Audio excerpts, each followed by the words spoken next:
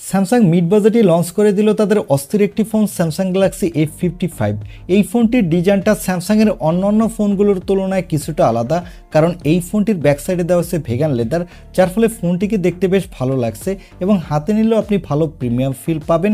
এই ফোনটি আমার দেখা স্যামসাংয়ের বেস্ট ডিজাইনের ফোন। এছাড়া এই ফোনটিতে মিড বাজেটেই পাচ্ছেন স্ন্যাপড্রাগনের বেশ একটি শক্তিশালী চিপসেট, তার মানে এই ফোনটি দিয়ে আপনি এই বাজেটের মধ্যে বেস্ট গেমিংও করতে পারবেন।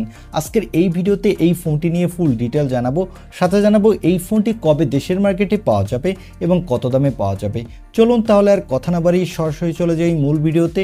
তবে মূল ভিডিওতে যাবার আগে আপনাকে বলবো ভিডিওতে একটি লাইক দিয়ে চ্যানেলটি সাবস্ক্রাইব করে আমাদের সাথে থাকুন। প্রথমে এই ফোনটির লুক ও ডিজাইন নিয়ে কথা বলবো। এই ফোনটির ব্যাক সাইডে দেওয়া হচ্ছে ভেগান লেদার, তা আগেই বলেছি।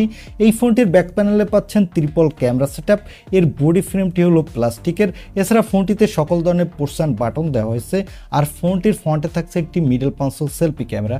ফোনটির থিকনেস হলো 7.8 মিলিমিটার, ওয়েট হলো 179 গ্রাম।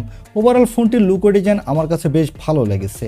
এবারে কথা বলবো এই ফোনটির ডিসপ্লে কোয়ালিটি নিয়ে। ফোনটির ডিসপ্লেটি সাইজ হলো 6.7 ইঞ্চি মাপের একটি full HD plus super AMOLED plus display.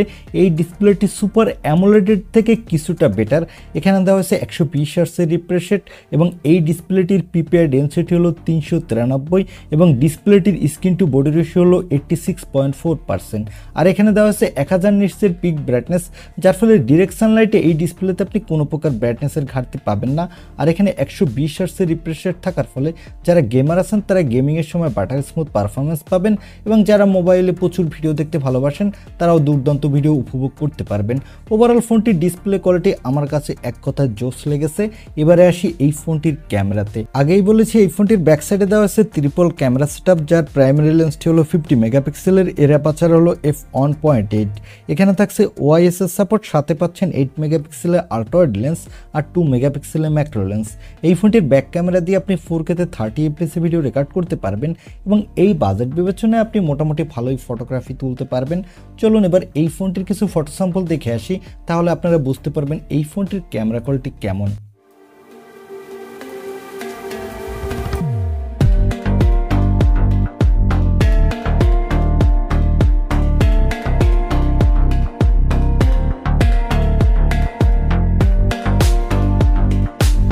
এই ফোনটির ফটো স্যাম্পল থেকে আমার কাছে মনে হয়েছে এই ফোনটির ক্যামেরা কোয়ালিটি মোটামুটি, একবারে খারাপও না আবার একবারে ভালোও না।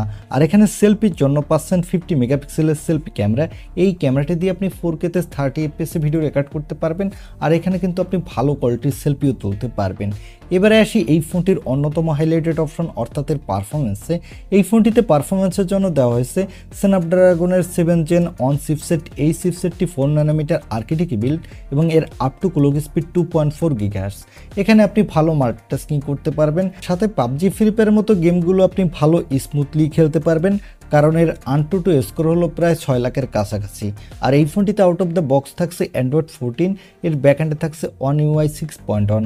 এখানে আপনি 4 বছরের অ্যান্ড্রয়েড আপডেট পাবেন, সাথে 5 বছরের সিকিউরিটি আপডেট পাবেন। আপডেটের দিক থেকে এই ফোনটি এই বাজেটের মধ্যে কিন্তু one of the best phone.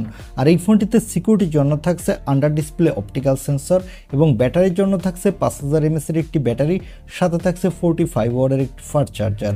এই ফোনটি মার্কেটে আপনি 2টি কালার ভেরিয়েন্টে পাবেন। আর এই ফোনটিতে দেওয়া হয়েছে LPDDR4X র্যাম, সাথে থাকছে UFS 2.2 স্টোরেজ, যার ফলে ফোনটি র্যাম এবং রোম স্পিড মোটামুটি ফাস্ট হতে যাচ্ছে। তবে এই ফোনটি যে বাজেটে লঞ্চ হয়েছে এই বাজেটে মিনিমাম UFS 3.1 স্টোরেজ দেওয়া উচিত ছিল, তাহলে ফোনটির রোম স্পিড আর একটু বেটার হতো।